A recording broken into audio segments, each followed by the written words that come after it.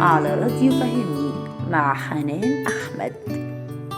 التفاصيل في حياتنا مهمة قوي، لأن التفاصيل هي الحياة نفسها.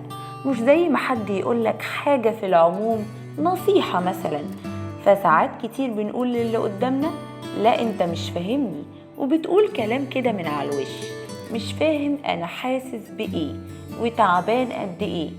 دي بقى التفاصيل وقد ايه مهمة. اللي بيركز في التفاصيل هيحب يسمع راديو فهمني، ودينا بنحاول نفهم بعض. واللي مش بياخد باله من التفاصيل ممكن بعد كده ياخد باله، لأن فهمك لتفاصيل حياتك وإحساسك بيفرق كتير في طبيعة مسار حياتك. تبقى فاهم نفسك. حقيقي النفس البشرية معقدة جدا وغريبة، سبحان الله. جوانا كتير قوي، تحس ان جوا كل واحد فينا عالم داخلي. حقيقي حياتنا أكبر مننا ناكل ونشرب وأي روتين في حياتنا. تفتكروا إيه أكتر حاجة بندور عليها؟ معظمنا بندور على الأمان، إحساس مهم جدا، فبنحاول نعمل حاجات كتيرة قوي عشان نحس بالأمان والسعادة.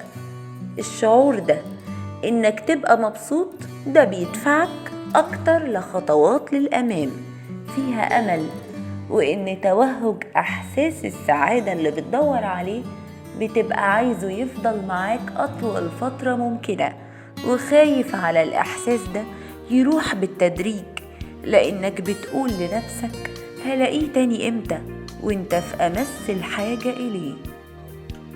قد إيه الشعور بالسعادة والأمان غاليين قوي، وكلنا بنجري في الحياة وبنعافر علشان الإحساس ده.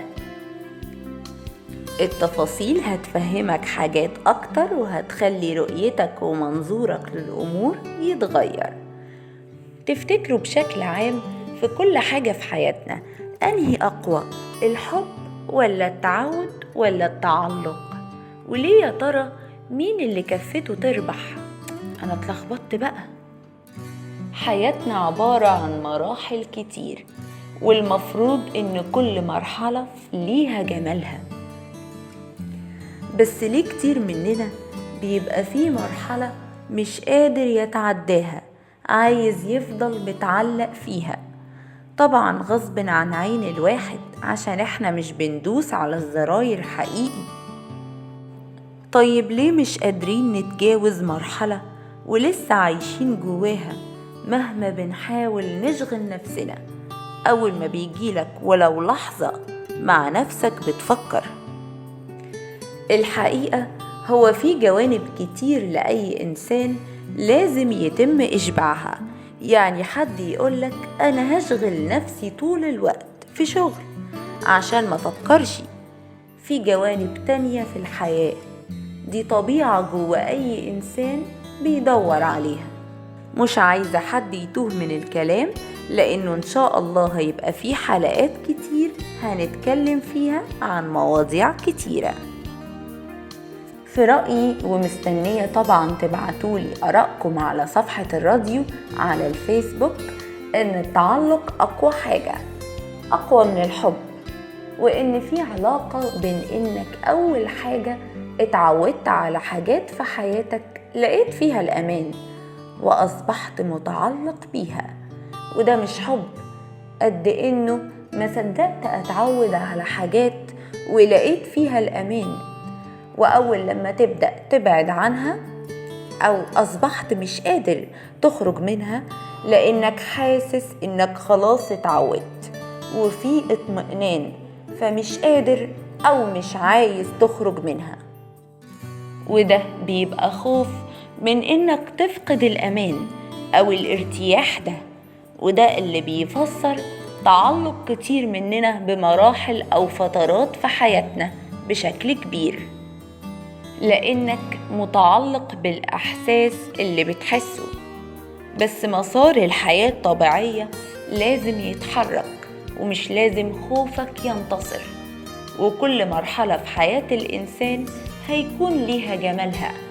وأفتكر إن الحياة بطبيعتها ديناميكية متحركة، وارجع بالذاكرة لورا. كل واحد في حياته قبل المرحلة اللي انت واقف عندها كان قبلها في مرحلة تانية، وما كنتش عايز برضو تخرج منها، خايف من فقدان الإحساس بكل حاجة حلوة. كتير مننا بسبب عدم قدرتنا على تخطي مراحل في حياتنا ممكن ده يأثر علينا ويوقفنا، وكأن التعود ده مصدر اطمئنان وأمان، وده أهم من الحب. والحب ساعات كتير بيبقى حالة وقتية بنعيشها.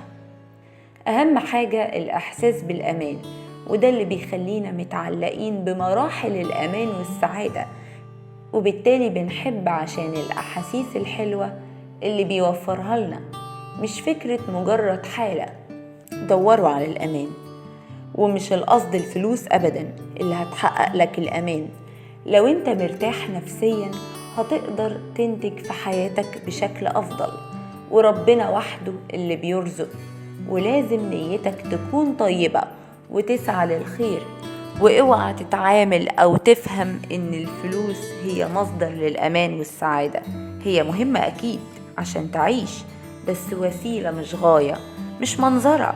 ربنا يرزقنا بحياة سعيدة ويملأ قلوبنا بالرضا، السعادة، التقدير، الخوف على الزعل، الكرامة، الاحترام المتبادل، حتى الأمان وقت الغضب والخلاف.